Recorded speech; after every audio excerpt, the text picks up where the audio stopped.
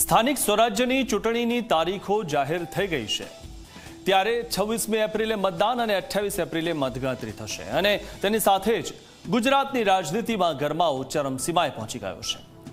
ઉમેદવારોની જાહેરાત પહેલા જ શરૂ થઈ ગઈ છે આયારામ ગયારામની રાજનીતિ। કોણ કોંગ્રેસમાં જોડાયું અને કોણે છોડ્યો ભાજપનો સાથ, જુઓ આ ખાસ અહેવાલમાં।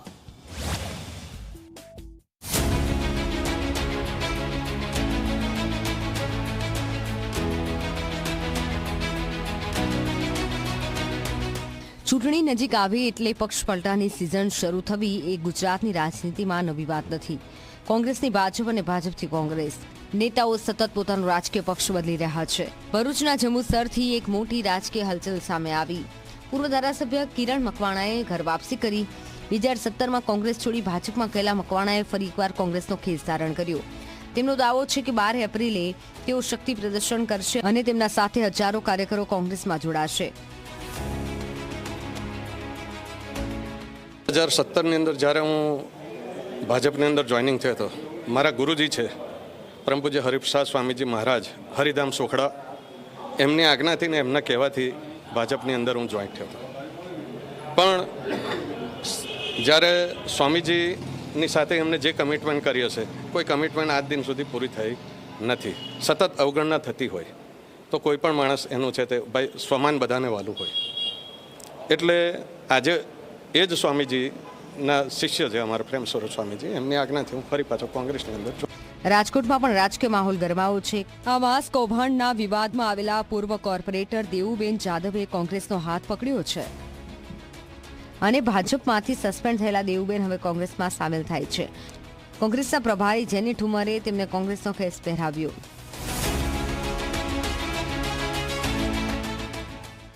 જો ભાઈ અમે ભાજપમાં ચૂંટાયા 2 વખત અને પહેલી વખત કરતાં બીજી વખત એના કરતાં પણ ઝાઝા મતે ચૂંટાયા હતા અને અમે લોકોની સેવા કરી, એવી રીતે જેવી સેવા કરી એવી રીતે અમને મત મળ્યા। અમે લોકોની સાથે રહ્યા, લોકો અમારી સાથે છે અને અત્યારે અમે બધાને પણ હારે રાખી અને બધી પૂછી અને અમે કોંગ્રેસનો ખેસ ધારણ કર્યો છે કે તમે લોકો અમે તમારું કામ કર્યું હોય તો તમે અમારી હારે રહ્યો। કઠલાલમાં પણ ભાજપને મોટો ઝટકો લાગ્યો છે। પ્રદેશ કોંગ્રેસ પ્રમુખ અમિત ચાવડાની હાજરીમાં અનેક અગ્રણીઓ કોંગ્રેસમાં જોડાયા। હસમુખ પરમાર, ઇન્દ્રવદન પરમાર અને કાર્યકરોએ પક્ષપલટો કર્યો। નવસારીના ચીખલી વિસ્તારમાં પણ ભાજપને ઝટકો લાગ્યો છે। ધારાસભ્ય અનંત પટેલની હાજરીમાં 100થી વધુ કાર્યકરો કોંગ્રેસમાં જોડાયા।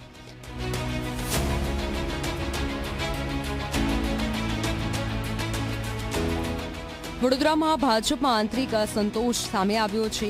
અલ્પેશ લિંબાચિયાને ફરી પાર્ટીમાં લેવાતા પૂર્વ મેયર નિલેશ રાઠોડે નારાજગી વ્યક્ત કરી છે। તેમણે સ્પષ્ટ કહ્યું છે પાર્ટીના નિર્ણયથી કાર્યકરોમાં અસંતોષ ફેલાયો છે।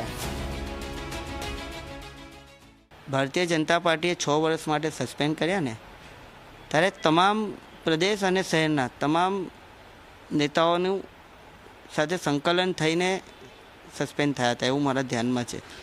પણ હમણાં જે પ્રમાણેનું ડિસિઝન લેવાયું છે, પ્રદેશમાં જે કંઈક રજૂઆત થઈ છે, રજૂઆતમાં ખામી મને ચોક્કસપણે દેખાય છે। અમે પણ પ્રદેશમાં રજૂઆત કરીશું।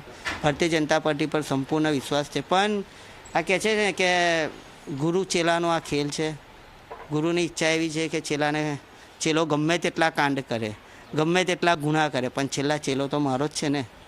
અને ચૂંટણી લડવાનો વિષય તો એ તો 15 નંબરના કાર્યકર્તાઓ, 15 નંબરની જનતા આવા વ્યક્તિને સ્વીકારશે।